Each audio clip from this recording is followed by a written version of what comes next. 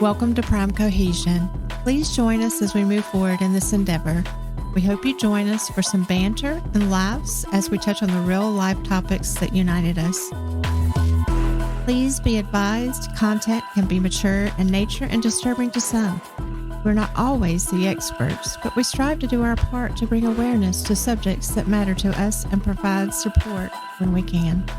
Let me introduce your hosts, Jason, Smitty, and Tater.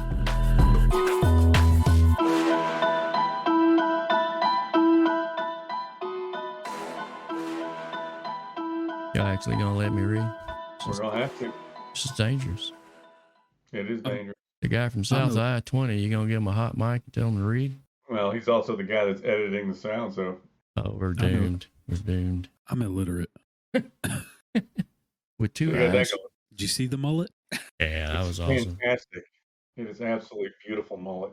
According to U.S. military, in the third quarter of 2021, we had 150 members of U.S. military committed suicide. So this is going to give you an idea of what we're about and who we're trying to help. The Pentagon data release was 163 committed suicide in the third quarter of 2021, which broke down 70 active service members.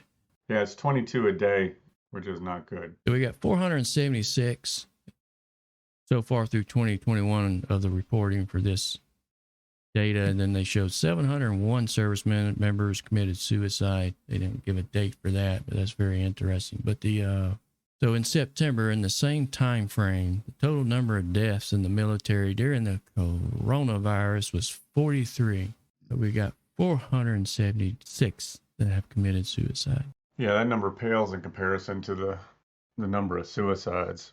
Yeah, the Nichols Center, which is out of Douglasville, where the Guardians was created. So we have a group called the Guardians Group, which is dedicated to helping veterans and first responders. But the Nichols Center itself is it's a mental health and substance use recovery community, basically. We have support groups that are led by volunteers like myself and many who are walking similar paths of mental and emotional healing. But the goal is to bridge the gap for those at their most vulnerable moments and serve to connect them with meaningful resources in the community, like the Guardians Group, that'll help them cultivate, healing practices in their lives. But the Guardians Group was created to serve specifically veterans and first responders, not just people recovering from either drug or alcohol abuse or other mental health issues. But we're just a group of individuals that have served or are currently serving the community as first responders.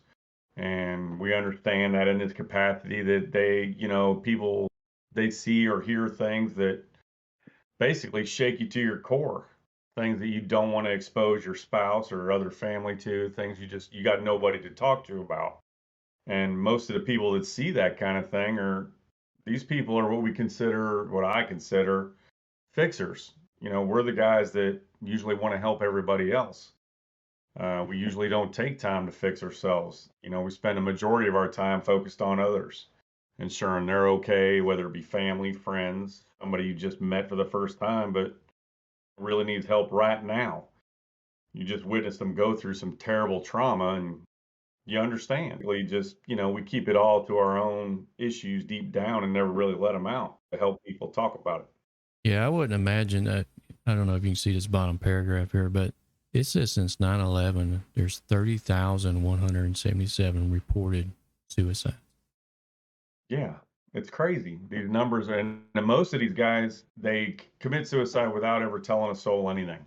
Nobody even knew. Yeah, the report says we only lost 7,057 in combat, but 30,177 suicide.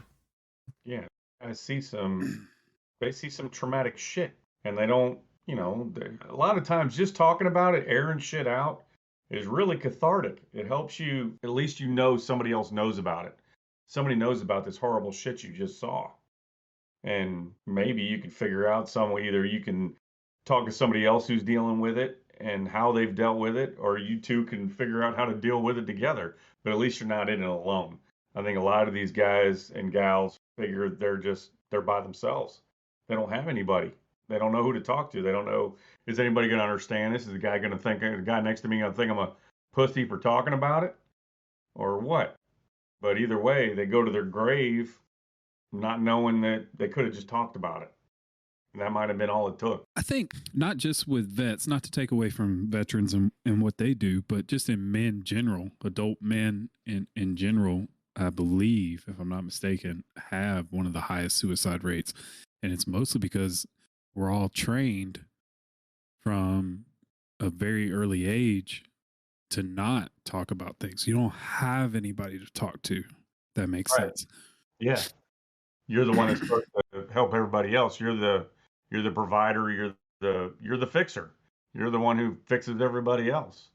Right. So when you take someone who's already built that way and then you put them through continuous traumatic experiences like being in Iraq or being in Afghanistan, magnifies that problem and it makes it worse. Yeah, it definitely amplifies it. And they don't know that I've talked to quite a few people already and some former veterans. You can see it in their eyes when you're talking to them. They're there, and then all of a sudden they get off on a tangent, and you're like, okay, he's not here anymore. He's back there. You can see him talking, but he's not there. Right. And it's a little disconcerting. You're like, hey man, hey, we're all here. You're trying to get them to calm down, or hey, we're all right. Everything's all right. We're good. I also think just veterans in general, because like yourself, you're a vet, you were trained, you had structure, and a lot of people don't know how to coexist when they get out of the military, and there's no programs, or I'm not going to say there's no programs, but there's not a lot of help for them to reacclimate themselves to normal everyday civilian life where you're not being told what to do from sun up to sundown. For instance, my sister. Yes. She got out of the military. She had mental problems. She didn't have any help. There was nowhere to turn. And maybe if she had somebody, she wouldn't have walked out in oncoming traffic in the middle of the night. You know what I mean? So stuff like that. People just need, veterans need more support. And it's amazing to me that as a country as a whole, that we don't do enough to help them. I mean, when she got out of the military, she needed meds, couldn't get meds. She needed somebody to talk to. There was no one to talk to. None of us understood what she went through. She didn't go to an active war zone. But none of us understood. Maybe my mom. My mom was in the military. But even her, she wouldn't talk to hers, So, just having somebody, maybe counseling, maybe when you're exiting the military, maybe you go through a counseling phase, where you have somebody assigned to you to help you, maybe a former vet, maybe, somebody who's trained for that sort of thing. Well, even if there's just something like that can direct you, some sort of a roadmap just to get you to support groups like the Guardians or whoever in your area, wherever you're at. Hey, this is almost like an outreach. Hey, if you're having trouble, go here. These are the people you need to talk to, or because a lot of them, they just don't know it even exists. They don't know groups like this exist, that a group of like-minded individuals that, hey, I'll listen to you. Talk to me. I'll listen to you. What do you need? Yeah. And most of us will give you the shirt off our back to make sure you're all right. You said the last week Douglas County Fire lost a fireman to a suicide. Former firefighter to suicide because nobody knew. Yeah, I remember Dad talking about that with the medics way back in the day when he's still around, and that really affected a lot of guys, especially if you're on the bus a lot. He really wore on you. And I knew a neonatal nurse a long time ago, and that really drug her down. They would actually have to rotate them out. Yeah. Yeah, and according to the National Institute of Mental Health, the leading cause of death among just people in general or the second leading cause among death for people in general is suicide from ages 10 all the way to age 34. That's crazy. That's a lot. That's a huge chunk of the population. Huge. Yeah, if you think about it, that's that time in life when you're starting family, the stress of money, spouse, children. It just really comes to bear right in those later years there that you just talked about. And shit can go south real quick before they can get a grip on it. Well, like, I mean, Lyle's the closest to it, but even I remember when me and Heather were first starting out and when we first had kids, and I mean, we were struggling those days going to the grocery store and going, nope, don't get that, don't get that, getting the bare necessities and barely making it and scraping by. And we were the lucky ones. There's those that they're not making it. They ain't making it paycheck to paycheck. The kids, some of these kids, the only food they get is at school. Yeah, absolutely. Yeah, that's for sure. I remember my lunch ticket. Yeah. Was glad to have it. Yeah, right now, that's what Heather, we were just talking about that I hate to get off the subject, but right now, because of the pandemic, all school lunches and breakfasts are free for everybody. They're not charging. Yeah, it's across the entire. I think it's across the entire state. I think it is. And we were talking about it and we're like, could you imagine how much that would have freed up of our cash if not having to worry about breakfast, lunch, and dinner for the kids for a week? I was like, that's a huge relief. Yeah, because right now my kids, if they wanted to, they can go to school, they can eat breakfast, and they can eat lunch for free. And then all I have to worry about is dinner. Not that I couldn't, do those things for them. I'm in a good place now, but like when we first had them, I mean, you're paying, I think I was paying $300. You're trying to pay $300 a week for daycare so you can keep a job. I mean, crazy. That's for one kid. Yeah. I know I got a buddy of mine, I've said this before. His wife was a nurse. He's a like a building manager, but she was a nurse and they had 2 kids and it was cheaper for her to quit her job and stay home with the kids than it was for them to put those kids in daycare. And she was a nurse, a registered nurse. Salary you're throwing away because you can't afford to put the kids in daycare. The worst part of it is, working folks like us, you end up when you're not working because of that situation, you're not contributing to your retirement. Now you hung up trying to rely on just Social Security only at the end of the tenure. Yeah. You're really hosing yourself twice because of it. Yeah, and then the whole, whether you agree or disagree with the mask and the mask policies, that's another thing that factors in. These kids don't understand why they have to wear a mask. They also are not mentally grown enough or developed enough to be able to look at somebody without facial expressions, without seeing their face. My son in particular has struggled because part of cognitive learning is being able to look at somebody's expressions. So it's set them way back. Yeah, I don't think a lot of people are even thinking about that. Yeah, that's a huge point because I don't really think about it.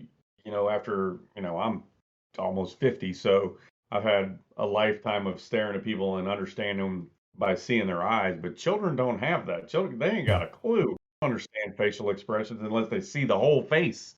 Yeah, if you don't, as a small child, when you're teaching them to speak, you probably did it and didn't realize it, but you're actually using your mouth and exaggerating it to help them pronunciate and learn how to speak. You don't think about it. I mean, maybe my wife used to make fun of me, right? Because when I'd feed my kids, when they first started. Mouth would move. Yeah, you're opening your mouth to show them, hey, open your mouth so I can stick this spoon of slop in your mouth. My wife used to do that. I gave her all kinds of shit about that because it looked like she was feeding herself, but the spoon was going the other way.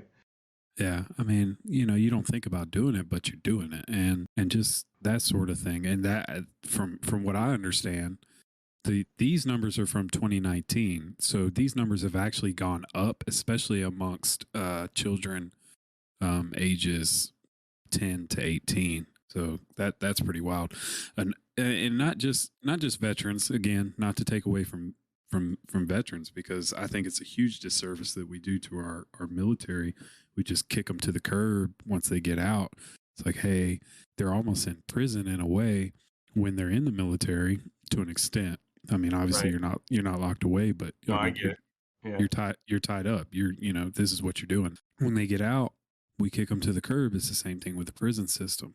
Obviously, those people, they did bad things or whatever to get locked up, but we have nothing that we institutionalize people in the prison system, and then we send them back out to the world and just say, hey, go figure it out. Well, all they know now, from the time they committed the crime to the time they got sentenced to the time they ended up in prison, now they have a doctorate in crime. Yeah. That's all they've talked to Yeah. for however many years as criminals. And, some of them I do believe some of them legitimately get rehabilitated, like either that or they they really didn't want to do. But either way, I think a lot of them that come out of the system are like, I really do want this to work, but they got 9 strikes against them when they get out. It's hard to reacclimate. Yeah. For instance, there's a young lady that works with us, but she's my age. But anyways, she did 7 years, and she got out, and she's trying to reacclimate herself, but she doesn't get the benefit of the doubt in any situation, right? So obviously no convict, whether it's amongst police, amongst someone trying to get a job, going to the bank, trying to open up a bank account, you don't get the benefit of the doubt for any of that stuff. And we just have no reacclimation programs for those people. And it's kind of sad that we just throw people in prison and then kick them to the curb when they get out. Same thing with the veterans. We recruit these people. You're recruiting young minds, which is all well and good. We obviously need a military, but when they get out of the military, there needs to be something that helps them when they get out. Yeah, and the VA was supposed to be that. The problem is the VA is just so overpopulated and underfunded. And on the medical side of it, I wish that the government would just say, for regular medical stuff, maybe not full on mental health issues, but regular medical stuff for the disabled veterans, they should be able to go to whatever doctor's local and the government picks up the tab, whatever it is. Agreed. Go to your local doctor, go to your local whatever. You pick one, the government will pick up the tab. So you don't have to go. 90% of them spend all their time trying to deal with the VA to get help. And why can't the government just pick up the tab for, you're talking about picking up the tab for all these people that volunteered to go to college and said, I'll pay these bills and you're going to forgive all this college debt. Well, why not pick up the tab for these veterans at whatever hospital, doctor they need to go to? I agree. Veterans should be able to pick and choose where they want to go see a doctor, and the government should be able to pick it up, similar to a Medicare kind of plan. Yeah. It's already, the system's there. I mean, you got Medicare and Medicaid. Anyone that takes those services, they already have a pay service available to do this. All they have to do is put it on a sheet of paper and sign it. It's done. Yeah, that's something the previous president tried to do, and it never got talked about. Did he really? I never heard about that. Yeah, he did a lot of things by executive order that were easily undone. Oh, okay. He had no backing in Congress or the Senate, so the majority, other than the tax bill that he passed, everything else was done by executive order within, his parameters that he could use. And that was something that he did or tried to do. And I don't know how far it got, but it was all undone with the new administration. And they've taken us, I don't know, 20, 30 years back. Yeah, there's a lot of, I fucking hate politics. I fucking hate it. I hate it too. I think everything now has become too political. Everything is politicized. All of it. It's horrible. Yeah. It's just, it pisses me off because, I get pissed off at both sides most days. Yeah. Yeah. So they all pull the same stunts. Yeah. It's all about the bottom dollar. That's what it all boils down to is money. Yeah. Yeah. If you go and look like at some of the major bills that get passed and things like that, when they're trying to convince someone to vote for it, who's on the other side, whoever has the majority or whatever, look at what gets added late or what gets thrown in that you don't see. And most people don't look at. And that's where they got the votes from. Well, it's also why a lot of people don't understand why somebody rejects a bill. And they're like, why would you reject a bill to save all babies? And it's like, because the bill also had in there to shoot all fucking puppies. What the Yeah. hell? I don't understand. You know, people don't see everything that gets tacked on to a bill, and then they go, why would you reject that bill? Because I read the whole thing. And Yeah. if we passed it, and it's a lot of times, unfortunately, I feel that it's done maliciously by either side. It's like, oh, they Absolutely. don't want that to pass. I'm going to tack this onto it. That way, if it passes, at least we'll get this. Yeah, absolutely. But going back to, like I said, going back to your original point and the Nichols Center, it's a great thing that they're doing out there. I wish we had more outreach programs and more places like that for veterans, because we have a lot of them in our state as well as throughout the country.